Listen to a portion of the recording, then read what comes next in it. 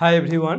আজকে একটা বিশেষ বিষয় নিয়ে তোমাদের পরীক্ষার মাঝখানে ভিডিও দিতে হচ্ছে তার কারণে আমি বাধ্য হয়েছি। অনেকবার ভেবেছি যে এখন ভিডিও দেওয়া ঠিক হবে কি না, এই মুহূর্তে বেশি ভিডিও দিলে তোমাদের ডিস্ট্রাকশন হবে কিনা, কিন্তু তারপর আমি বারবার যখনই আমার কাছে কমেন্টটা ভেসে এসছে আমি বাধ্য হয়েছি, যে আমার মনে হয়েছে যে একটা ভিডিও অন্তত দেওয়া উচিত, এই সম্পর্কে তোমাদেরকে সচেতন করা উচিত এবং এই ধারণাটা যে ভুল সেটা তোমাদেরকে বলা উচিত, তোমাদেরকে সঠিক গাইডটা করা উচিত।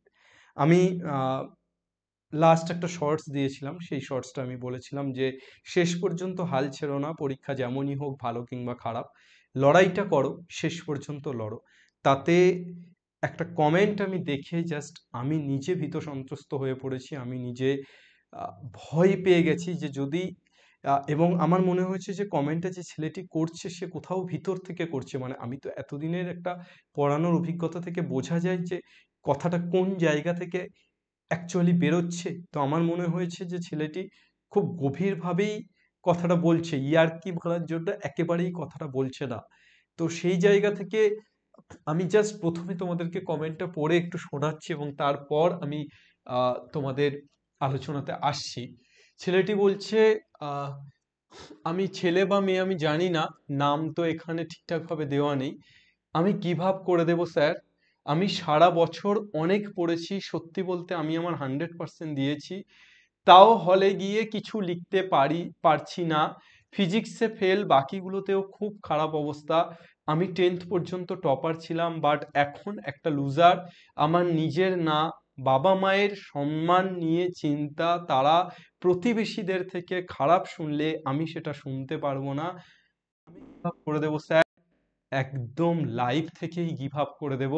দুটো অ্যাটেম্পটও করেছি বাট ফেল, এবার আর না, সাকসেস। আমি জাস্ট কমেন্টটা পড়ে আমি খুবই ভীত সন্ত্রস্ত হয়ে গেছি, মানে আমি আমি রিয়েলাইজ করছিলাম যে এটা এটা কিভাবে একটা ছেলে এই ধারণাটা ভাবতে পারে, এইভাবে ভাবতে পারে। অবশ্যই তাকে সেভাবে কেউ বোঝায়নি, বা অবশ্যই সে সেই জায়গাটা আহ, বুঝতে পারেনি যে single sheet of paper cannot decide your future. এটা ওই বইয়ের পাতাতে বা গুগলেই রয়ে গেছে, এটা তার মনের মধ্যে জায়গা নেয়নি, যার জন্য তার এমন মনে হচ্ছে। আমি বেশ কয়েকটা কথা তোমাদেরকে বলতে চাই। দেখো, পরীক্ষা অনেকের ভালো হচ্ছে, অনেকের পরীক্ষা খুব খারাপ হচ্ছে, এটাও আমি জানি। অনেক কমেন্ট আসছে ফিজিক্স পরীক্ষা খারাপ হয়েছে, যেমন প্রশ্ন হওয়ার কথা ছিল তেমন হয়নি। কেমিস্ট্রি ভালো মন্দ দুটো মিশিয়ে হয়েছে, আগামীতে ম্যাথ আসছে, আমি জানি না ম্যাথ কি হবে, কেমন প্রশ্ন হবে, খারাপও হতে পারে ভালোও হতে পারে। কিন্তু একটা কথা তোমরা ভাবো, যে এই পরীক্ষাটা আমাদের জন্য অনেকটাই, তোমাদের জন্য অনেকটাই, প্রত্যেকটা পরীক্ষা জীবনে অনেক গুরুত্ব রাখে, অবশ্যই রাখে, কিন্তু পরীক্ষা তো সবটা হতে পারে না। পরীক্ষার থেকে তো জীবন অনেক বড় রে ভাই, অনেকটা বড়। একটা পরীক্ষা কখনোই কারো ফিউচার ডিসাইড করতে পারে না। এই যে আমি এখানে দাঁড়িয়ে আছি, আমিও জীবনের অনেক পরীক্ষায় ব্যর্থ হয়েছি, এটা বলতে কোনো দ্বিধা নেই। আমিও জীবনে অনেক পরীক্ষাতে ব্যর্থ হয়েছি, ফেল করেছি, কিন্তু আজকে তো আমি এখানে দাঁড়িয়ে আছি। আজকে তো উচ্চ মাধ্যমিকে আমার যে ছেলে মেয়ে, এই 60,000 ছেলে মেয়ে তোমরা দেখছো, তার মধ্যে থেকে অন্তত 60টা ছেলে মেয়ে অঙ্কে 100তে 100 পাবে। আমি তো পেরেছি। বাট তোমরা কেন হাল ছেড়ে দিচ্ছ? কেন ভাবছো যে তোমরা পারবে না? একটা পরীক্ষা খারাপ হলে প্রতিবেশী বলবে, এইটা ভেবে খারাপ লাগছে যে প্রতিবেশী বাবা মাকে বলবে। তুমি মনে রেখো, তোমার প্রতিবেশী তুমি খারাপ রেজাল্ট করলেও তোমার বাবা মাকে শোনাবে, কিন্তু তুমি ভালো রেজাল্ট করলেও শোনাতে ছাড়বে না। তার কারণ প্রতিবেশীরাই এমনই হয়। সমালোচনা সবসময় আলোচনার ঊর্ধ্বে থাকে, সমালোচনা সবসময় মেজরিটিকে ডিপেন্ড করে, সমালোচনা সবসময় মেজরিটি নিয়ে হয়। তোমার প্রশংসা খুব কম হয়। জীবনে সুখ খুব ক্ষণস্থায়ী, কিন্তু দুঃখটাই চিরস্থায়ী। তোমার প্রশংসা তুমি খুব কমই শুনতে পাবে, কিন্তু তোমার কিছু ভুল করলে, তুমি অনেক বড় কিছু কীর্তি অর্জন করেছো, নাসাতে চান্স পেয়েছো, ইসরোতে চান্স পেয়েছো, লোকজন একদিন দুদিন বলবে ওই বাড়ির ছেলেটা চান্স পেয়েছে, কিন্তু তুমি একটা ছোট্ট বিন্দু পরিমাণ ভুল করলেও লোকজন সেইটা নিয়ে যখনই 1 মাস পরেও তোমাকে রাস্তায় দেখতে পেলে খোঁটা দিতে ছাড়বে না। তাহলে কাকে নিয়ে ভাবছো তুমি? তুমি তোমার নিজেকে নিয়ে ভাবো না, যে নিজের জীবনটা নিয়ে ভাবো, যে জীবনটা অনেকটা বড়। পরীক্ষার একটা পরীক্ষা খারাপ হলে জীবন শেষ হয়ে যাচ্ছে না। তোমার হাতে চান্স আছে। একটা ক্রিকেটার যখন ব্যাট করে তখন সে প্রত্যেকটা বলে 6-4 হাঁকাতে পারে না, কিছু বল তো মিসও যায়, কিছু বল মিস হয়ে গেলে সে কি উঠে আসে মাঠ থেকে? সে কিন্তু উঠে আসে না যতক্ষণ না পর্যন্ত বোল্ড আউট হচ্ছে। তাহলে তুমি ক্রিজ ছেড়ে কেন যাবে? তুমি এই পৃথিবীর রূপ রস সৌন্দর্য উপভোগ করার জন্য এই পৃথিবীতে জন্মেছো, নিজের থেকে মরে যাওয়ার জন্য নয় ভাই। কিভাবে তুমি এটা বলতে পারো? আমি জানি না কিভাবে তোমরা, অনেকেই হয়তো, আমি এই ভিডিওটা দেওয়ার কারণ, তার কারণ আমি, আমার মনে হয়েছে যে এই ছেলেটির বা এই মেয়েটির মতো আরো অনেক ছেলে মেয়ে এটা ভাবছে। এটা ঠিক নয়। পরীক্ষা হোক খারাপ, পরীক্ষা খারাপই দাও, খারাপ দিয়ে ফেল করো, পরের বার আবার দাও, জিতবে, তুমি জিতবে। যদি তোমার দম থাকে তুমি জিতবে।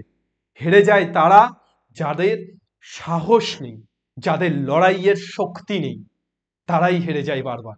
তুমি তো তাদের মতো নও। আমার মা ছোট থেকে একটা কথা বারবার বলতো, পারিব না বলে মুখ করো না কো ভার, না পারিলে তা ভেবে দেখো শতবার, অলস অবোধ যারা কিছুই পারে না তারা, তুমি তো তাহাদের মতো নও। নিজেকে মোটিভেট করো, নিজেকে চাঙ্গা করো।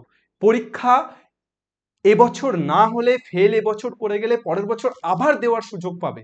জীবন একবার চলে গেলে আরেকবার আসবে না। আমরা পুনর্জন্মে বিশ্বাসী হলেও আমরা এটা জানি যে পুনর্জন্ম হয় না, এবং পুনর্জন্ম হলে আমি সেই মানুষটা আর থাকবো না। পৃথিবীর শ্রেষ্ঠ জীব মানুষ, এবং তুমি সেই শ্রেষ্ঠ জীবের মর্যাদা পেয়েছো। তুমি এই পৃথিবীর রূপরস মাধুর্য উপভোগ না করে, এই পৃথিবীর সমুদ্রের জলরাশি না দেখে, এই পৃথিবীর কত পাহাড় না দেখে, কত প্রজাপতি না দেখে তুমি এই পৃথিবী থেকে চলে যাবে শুধু একটা পরীক্ষার জন্য। আমরা কি শুধু পরীক্ষার জন্য বেঁচে থাকি? আমরা কি শুধু পরীক্ষা দেওয়ার জন্য বেঁচে থাকি?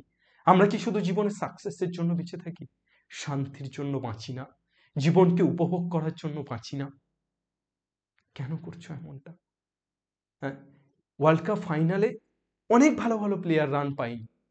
কোহলি আউট হয়ে গেছিল, অনেক বড় বড় প্লেয়ার ব্যাটসম্যান আউট হয়ে গেছিল, রোহিত শর্মা আউট হয়ে গেছিল, কিন্তু তাই বলে তারা কি খেলছে না? আর তারা কি টেস্ট খেলছে না? এরপর জিতছে না তারা? তাহলে একবার হেরে যাওয়া মানে তুমি যে পরের বার আর জিতবে না এমনটা তো নয়। একবার হেরে যাওয়া মানে তুমি পরের বার জিততে পারো এটার ঘোষণা দেওয়া। ব্যর্থতা অনেক বড় শিক্ষক। তাই ব্যর্থতা থেকে ভয় পেয়ে পালিয়ে না গিয়ে ব্যর্থতাকে অবলম্বন করে জিতে দেখা। হার কে জিতনে বালো কো বাজিকার कहते, বাজিকার হয়ে ওঠো। ঠিক আছে?